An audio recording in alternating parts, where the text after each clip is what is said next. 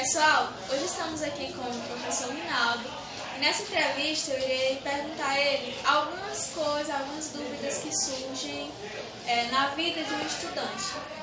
Então, professor Rinaldo, é um prazer estar fazendo essa entrevista com o senhor e eu gostaria de lhe fazer a primeira pergunta. Fala um pouco sobre a sua trajetória até chegar a ser professor. Primeiramente, quero agradecer essa iniciativa do Jornal Corujinha, fantástica, aqui na escola aqui de Geminiano. E é um prazer estar participando com vocês aqui. Acabei de estar aqui com os alunos do terceiro ano, passando algumas informações. E a minha trajetória na área da educação, ela iniciou um pouco antes da educação, porque eu dava aula de reforço. A minha mãe era mestre de escola. E eu fui influenciado um pouco por aquilo ali. O meu curso de formação eu queria fazer enfermagem, mas eu fui atraído pela educação, me apaixonei, mas na universidade eu tive a oportunidade de me testar lá como docente, como professor.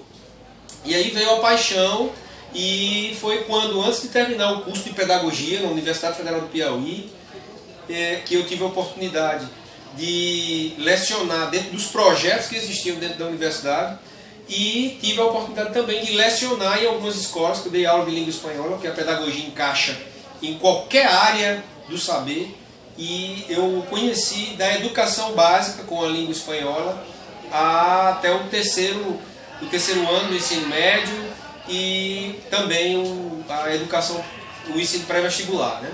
E assim, eu sou apaixonado pela área da educação e a ideia é fomentar essa área para onde nós formos, né? Nos dias atuais, qual a importância da educação à distância? Olha só, os limites da educação à distância, agora no século XXI, ela não tem limite, ela só tende a avançar.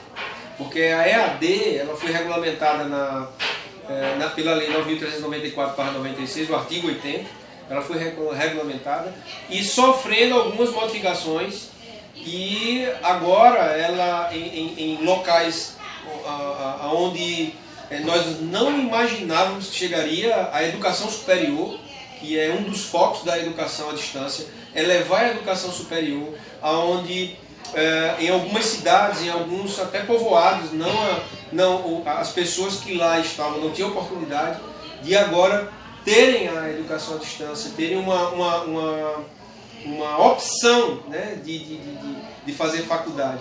A EAD ela veio para ficar, ela não vai regredir, só tende a avançar porque as tecnologias avançam e as tecnologias precisamos entender que elas vieram para nos ajudar, né? Precisamos entender dentro desse prisma. Os professores devem se aprofundar em suas determinadas áreas ou eles devem manter a sua formação básica? Olha só, Érica, hoje as discussões dentro do ambiente acadêmico, elas circundam a esse estudo dessa educação e novas tecnologias. O sistema que nós temos é um sistema que há 150 anos, ainda resquício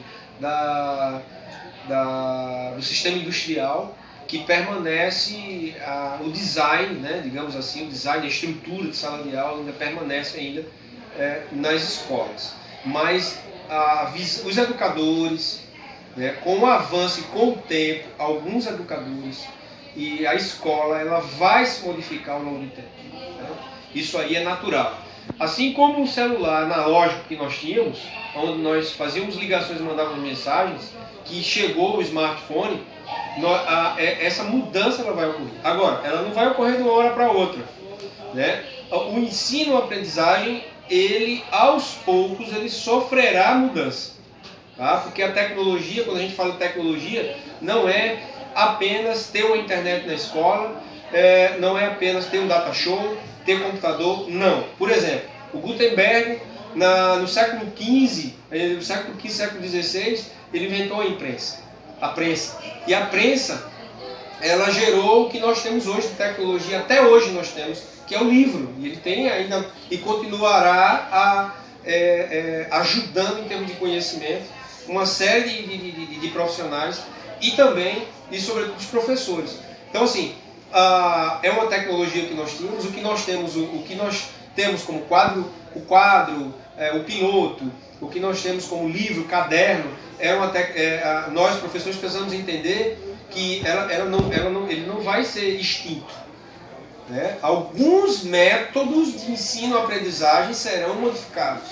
A sala de aula do futuro, com base nos estudos, até onde eu me aprofundei, as salas de aula do futuro elas serão salas onde as mesas são hexagonais ou octagonais, né? Em um ambiente colaborativo. O design da sala de aula irá mudar. Ele vai mudar. Naturalmente ele vai mudar. Então, assim, são avanços que paulatinamente eles irão acontecer. Eles não ocorrerão de uma hora para outra. Não. Eles vão acontecer naturalmente. Tá? E para isso a escola precisa dos fomentadores. O professor aqui, ali, faz uma capacitação, faz uma especialização, traz uma metodologia inovadora, fruto de uma formação que ele já teve, fora dos muros escolares. E aí ele traz, claro, evidente que tem que haver, é necessário que haja um objetivo, né? Os objetivos a atingir, que é o aprendizado do aluno. Né? Então, essa parte do ensino e a resposta, que é o aprendizado do aluno, mediado por tecnologias, e tecnologias, como eu lhe falei, não é apenas computador e não é apenas internet, Wi-Fi, não. Tem uma série de tecnologias que nós podemos utilizar, né, dentro da sala de aula que pode fazer a diferença. O foco na aprendizagem do aluno, sempre com foco na aprendizagem do aluno. Qual a diferença da educação à distância e a educação presencial? A predominância, desde Sócrates, desde que existe ensino, né? E o surgimento da pedagogia, a filosofia é a ciência mãe. O ensino era transmitido pelo professor e os alunos eram ouvintes. Né? E isso foi se perdurando na Revolução, no período da Revolução Industrial para cá, né? Houve uma explosão aí dos sistemas de ensino, né? A forma como nós temos hoje, né? De capacitar para o mercado de trabalho. Né? E aí ganha força esse ensino presencial, né? Mais sistemático. Aí vem as correntes do tradicionalismo, tecnicismo e por aí vai. A educação presencial ela não será extinta. Ela vem sofrendo algumas modificações. Um repensar no ensino presencial. Isso já está acontecendo, sobretudo pelo avanço, né, dessas novas tecnologias que surgiram. Dentre essas novas tecnologias, nasceu com essas novas tecnologias a educação à distância. A educação à distância, ela se diferencia da educação presencial no presencial, é o professor com o aluno. Ele repassa, né, e transmite o seu ensino para os alunos. Na educação à distância, entre o professor e o aluno, a mediação das tecnologias. Os ambientes virtuais de aprendizagem. O professor está ali. Não existe educação à distância sem professor. Tem que ter professor. Então, a educação à distância ela veio para levar a educação para locais mais longínquos, aonde havia uma tremenda dificuldade para chegar, principalmente chegar à educação superior lá. Então, há essa diferença. Quando a educação à distância ela surgiu, lá na LDB, que foi um dos marcos da lei, o artigo 80 da LDB, né, em 1996, houve uma turbulência dentro das universidades, porque entendia-se que a EAD ia tomar o lugar do professor. A EAD só existe se tiver professor. É a modalidade que se diferencia. Apenas a modalidade. No presencial, como eu falei, professor-aluno, né, ele está ali fisicamente com o aluno. Na educação à distância, a mediação entre o professor e o aluno são as tecnologias informacionais, os ambientes virtuais de aprendizagem, que a cada com o passar do tempo, a cada período eles vão se sofisticando, vão melhorando, né? E a educação ela vai acontecendo. Agora, é claro, ainda não temos um fim em relação a isso, porque estudos e mais estudos estão sendo realizados sobre a educação à distância. E esse paralelo com a educação presencial. Ela não veio para extinguir o presencial, não. Ela veio para melhorar e fomentar a educação. É assim que até onde vão os meus estudos e até onde é possível compreender. Tecnologias digitais podem influenciar no processo de ensino atualmente? Olha só, o que é que nós entendemos sobre tecnologias digitais, mídias digitais? Hoje nós temos plataformas de conteúdo, nós temos plataformas de texto, são sites de texto, site de conteúdo, um exemplo YouTube. Essas tecnologias elas podem ajudar o aluno e o professor em aprofundar seus conhecimentos. É claro e evidente que existem muitas informações dentro desse ambiente midiático, né, digamos assim, que elas não são necessárias, né? Elas são você pode excluí-las. Em algumas informações elas você precisa saber filtrar, tá? Para isso o professor ele precisa conhecer um pouco desse ambiente midiático para poder orientar o aluno. Ele precisa ter uma visão crítica, né, sobre que tipo de plataforma ele vai acessar, que tipo de conteúdo ele pode obter para poder potencializar o ensino dele, né? Porque não são todas as mídias que vai lhe ajudar nessa produção de conhecimento, digamos assim, né? Então, por exemplo, você vai fazer uma pesquisa no YouTube, você está estudando história, vai fazer uma pesquisa no YouTube. Pergunta para o teu professor qual é o pesquisador que ele pode indicar, qual é o professor que ele pode indicar. O professor, é como eu falei, as mídias não substituirão os professores. Os professores auxiliarão os alunos, eles serão mediadores nessa ida aí dos alunos, né, nesse mergulho deles, nesse ambiente midiático, nessa cybercultura, que tem muita coisa que não é necessária para você. Então, assim, ele entra ali. A partir do momento em que você seleciona com a orientação do professor, porque você precisa buscar a orientação, com a orientação do professor,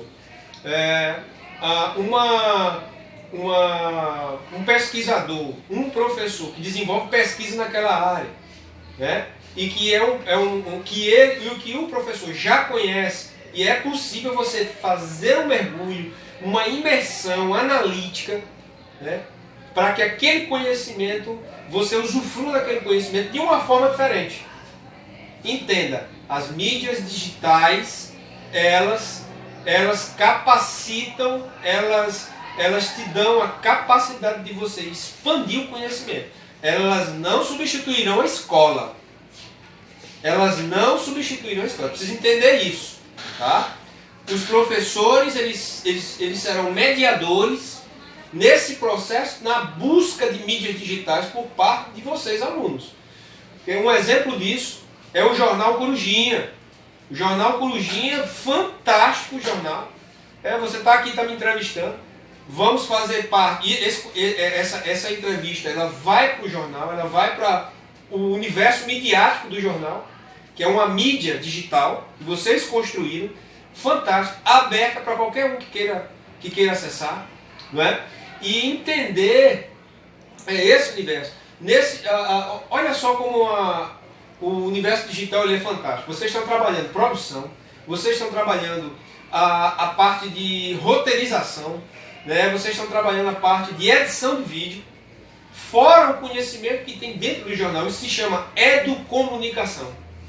Educomunicação. O professor que está à frente, que se chama professor Ricardo, que ele é que está coordenando vocês, não é isso? Ele está coordenando vocês. Ele é o mediador desse processo, da construção dessa mídia digital. Porque o conteúdo está lá. Vocês estão construindo conteúdo, estão construindo conhecimento. E como eu falei, como eu havia falado no encontro que eu tive com vocês hoje aqui, é que o conhecimento se popularizou. Ele se popularizou, mas isso não implica dizer que todo conhecimento é importante para você. É aí onde entra o mediador, que é o professor. Que ele vai direcionar você aonde você terá que pisar, aonde você terá que acessar e dizer qual é a relevância daquele conhecimento para a tua vida como estudante e para a tua vida futura como profissional. Muito obrigada por essa entrevista maravilhosa, por todas as dúvidas que o senhor tirou da gente, porque o terceiro ano é um ano que muitos alunos sentem uma certa pressão, né? Nossa, mas se eu fizer tal curso que não for presencial, talvez ele tenha um peso a menos no meu currículo. Então, eu creio que essa entrevista vai abrir muitas mentes, porque os jovens vão ver que o ensino à distância ele é apenas um método, mas diferenciado e que busca expandir o conhecimento do aluno. Isso é maravilhoso. Muito obrigada pela entrevista. Se quiser voltar outras vezes para dar uma entrevista para a gente. Eu que agradeço. Eu que agradeço. É uma honra para mim, né, estar aqui com vocês. E sigam em frente com esse projeto. Terceiro ano está na porta da faculdade, né? E qualquer profissão, desde que você se empenhe e que tenha um objetivo claro, aonde você quer atuar e atingir, qualquer profissão, você tem como se despontar no mercado de trabalho. Qualquer um. Só depende de você. Tá? Só depende de você. Porque as oportunidades elas vão surgir. Tá bom? Prazer, tá? Prazer é todo meu. Estou aí à disposição. Tá bom? Bom, gente, essa foi a entrevista de hoje. Espero que tenham gostado.